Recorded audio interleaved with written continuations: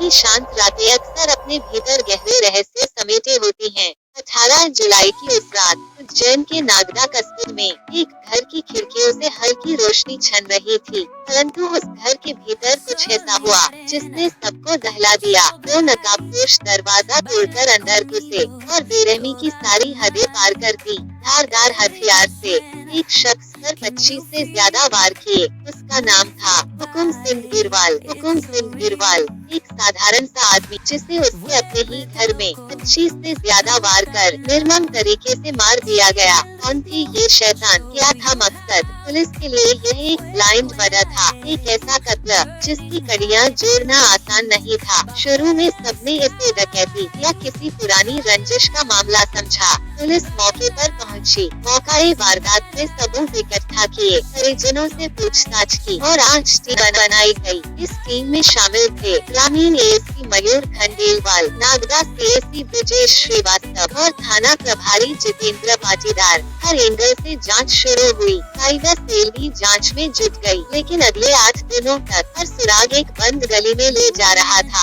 हुकुम की पत्नी आरती उस रात कमरे में ही मौजूद थी। उसने कहा कि हमलावर नकाब में थे। उसका चेहरा उन्होंने एक कंबल से ढक दिया था, इसलिए वो उन्हें पहचान नहीं पाए। फिर एक दिन पुलिस ने एक अलग रास्ता अपनाया। उन्होंने मृतक की पत्नी की कॉल डिटेल्स खंगालनी शुरू की और यहीं से कहानी ने एक नया मोड़ लिया। एक नंबर पर लगातार आरती की घंटों बात हो रही थी। यह नंबर था मनीष पाटीदार का। मनीष जो बदनावर का रहने वाला था और हुकुम की पत्नी आरती का मायका भी बदनावर में ही है। उनके बीच अवैध संबंध थे। हुकुम को अपनी पत्नी पर शक होने लगा था। उसे लगता था कि आरती रात में किसी से मोबाइल पर चैट करती है। मनीष और आरती के रिश्ते में हुकुम बाधा बन रहा था। मनीष के दिल में एक खौफनाक ख्वाहिश का जन्म हुआ, हुकुम को रास्ते से हटाने की ख्वाहिश। यहीं से शुरू हुई एक खौफनाक साजिश। हत्या से ठीक 8 दिन पहले मनीष ने अपने दोस्त प्रदीप के साथ मिलकर